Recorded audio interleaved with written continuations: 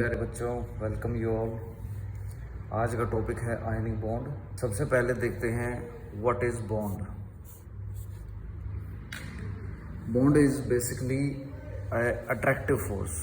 Bond is basically an attractive force. किस किस के बीच में लगती है ये फोर्स? किसी भी चीज़ के बीच में लग सकती है।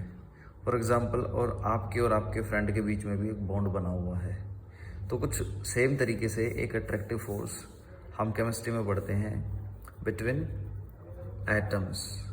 जब एक एटम किसी दूसरे एटम को होल्ड करता है, एक दूसरे को पास रखता है, अट्रैक्ट करता है, then that is called bond. और बॉन्ड की वेरियस अदर टाइप्स होती हैं। फॉर एग्जांपल, सबसे पहला जो आज हम पढ़ रहे हैं दैट इज आयनिक बॉन्ड। एक कोवलेंट बॉन्ड भी होता है। फर्दर आप हायर क्लासेस में जाओगे तो आपको पता चलेगा कि एक हाइड्रोजन बॉन्ड भी होता है। इस तरह के और भी वेरियस बॉन्ड्स हैं। फॉर एग्जांपल, एक और याद आ रहा है मुझे, मेटालिक बॉन्ड भी होता है। तो इस तरह कुछ टाइप्स ऑफ बॉन्ड्स होते हैं। उनमें से एक जो इम्पोर्टेंट फर्स्ट है हमारा, दैट इज आयनिक बॉन्ड, वो हम इस वीडियो में कवर कर रहे हैं। तो देखते हैं आयनिक बॉन्ड किस चीज़ से बनता है। तो ionic bond is basically made up of ions. नाम से ही क्लियर है, आयनिक मतलब इसके अंदर क्या होंगे? आयंस होंगे। और आयंस दो तरह के होते हैं, one is cation and one is anion. Cation has positive charge and negative charge. और ये बात आप अच्छे से जानते होंगे कि एक पॉजिटिव चीज़ किसी दूसरी नेगेटिव चीज़ को ऑलवेज अट्रैक्ट करती है। तो वैसे ही एक कैटायन दूसरे एनायन को अट्रैक्ट करेगा और उनके बीच में एक बॉन्ड बन जाएगा, जिसके कारण अब ये दोनों अलग होना थोड़ा मुश्किल हो जाएंगे। तो जब ये दोनों अलग होना मुश्किल हो जाएंगे तो यानी कि इनके बीच के इस बॉन्ड को तोड़ना थोड़ा सा मुश्किल हो जाएगा। तो इसी प्रॉपर्टी की वजह से, इसी कैटायन और एनायन के अट्रैक्शन की वजह से इन आयनिक कंपाउंड्स की कुछ प्रॉपर्टीज़ देखी गई हैं। सबसे पहले तो हम एक चीज़ और देख लेते हैं कि इनके एग्जाम्पल सबसे अच्छा कौन सा होता है आयनिक बॉन्ड का। तो आयनिक बॉन्ड में सबसे बढ़िया एग्जाम्पल है NaCl। Na is a cation, Na has a positive charge and Cl has negative charge and it is anion.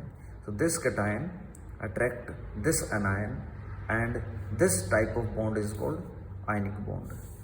Actual में जब हम डेफिनेशन देने जाएंगे इसकी, व्हाट इज आयनिक बॉन्ड, तो उसमें क्या लिखेंगे कि इस एलिमेंट ने, इस एटम ने, सोडियम एटम ने अपना एक इलेक्ट्रॉन क्लोरीन को दे दिया। सोडियम ने अपना एक इलेक्ट्रॉन दिया है, इसलिए it has plus charge. Chlorine ने एक इलेक्ट्रॉन लिया है, that's why it has negative charge. A type of bond which is made up of cation and anion, या फिर a type of bond formed between two atoms when transfer of electrons takes place. When there is transfer of electrons takes place, that type of bond is called ionic bond. तो इस तरह आप अपनी language में इन words का इस्तेमाल करके अपनी तरफ से एक डेफिनेशन बना सकते हो। तो अब देख लेते हैं इन आयनिक कंपाउंड्स की प्रॉपर्टीज क्या होंगी। पहली प्रॉपर्टी कि ये जो आयनिक बॉन्ड वाले जो कंपाउंड्स होंगे, they are found to be generally, they are found to be solid. दूसरी property, they are brittle. Brittle का मतलब होता है कि आपने किसी फोर्स के साथ उसको हिट किया, हिट करते ही वो चीज़ टुकड़ों में टूट के अलग अलग होगी, दैट इज कॉल्ड ब्रिटलनेस। तो ये सॉलिड होते हैं और ब्रिटल होते हैं। जब भी कभी आयनिक बॉन्ड का नाम आए तो आपके दिमाग में आ जाना चाहिए NaCl, that is common salt we use in our kitchen. तो हमारे किचन में जो वाइट नमक जो हम खाते हैं, दैट इज NaCl। तो आयनिक बॉन्ड का नाम सुनते ही आयनिक कंपाउंड, और आयनिक कंपाउंड मतलब NaCl, नमक। तो नमक क्या है? सॉलिड है। और इसको, नमक को जब हम हिट करते हैं किसी चीज़ के साथ तो ये टूट भी जाता है, टुकड़े टुकड़े हो जाते हैं इसके। और एक चीज़ और आ जाएगी कि it has a crystalline structure. Crystalline structure के बारे में ज़्यादा डिटेल्स हम 12th क्लास के फर्स्ट चैप्टर में देखते हैं। क्रिस्टलाइन स्ट्रक्चर का बेसिकली मतलब होता है कि इसके अंदर छोटी छोटी यूनिट्स होती हैं, they are repeated many times. तो वो छोटी छोटी यूनिट सेल्स होती हैं और उनसे मिला के बनता है क्रिस्टलाइन स्ट्रक्चर। ठीक है, ज़्यादा डिटेल में नहीं घुसना है इसके, बस सिंपली याद रखना है ionic compounds are have crystalline structure.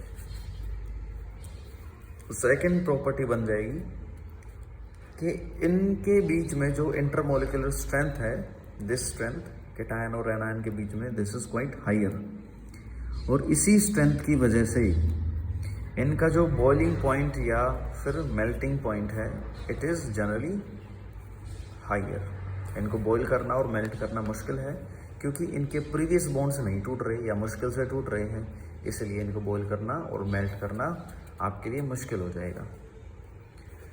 Third property हो जाएगी हमारी कि they are good conductor of electricity.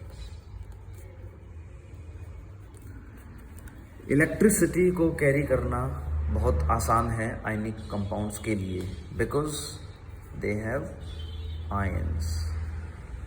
Ions कब होंगे? दो ही केसेस में होंगे, या तो जब ये इसको मेल्ट किया गया या फिर इसको पानी में डाल दिया गया, यानी कि एक्वस सॉल्यूशन इसका बना दिया गया। जब भी कोई आयनिक कंपाउंड किसी पानी में डाला जाएगा तो पानी में जाके उसका कैटायन और एनायन अलग हो जाते हैं। अलग हो जाते हैं यानी कि मतलब उसके अंदर आयंस का फॉर्मेशन होता है और उस आयंस की वजह से ही it becomes good conductor of electricity. और जब इसको मेल्ट कर देंगे तो मेल्ट करने के बाद भी आयन बनेंगे और आयन फिर again responsible for conduction of electricity. So this is the third property. And next property, they are soluble in water. तो पानी के अंदर ये आयनिक कंपाउंड्स सोल्यूबल होते हैं। तो ये था बच्चों आयनिक बॉन्ड। आपका कोई डाउट रहा हो इसमें तो कमेंट करके हमें ज़रूर बताएं। फिर मिलते हैं आपसे नेक्स्ट वीडियो में। न्यू वीडियो का टॉपिक का सजेशन देना ना भूलें।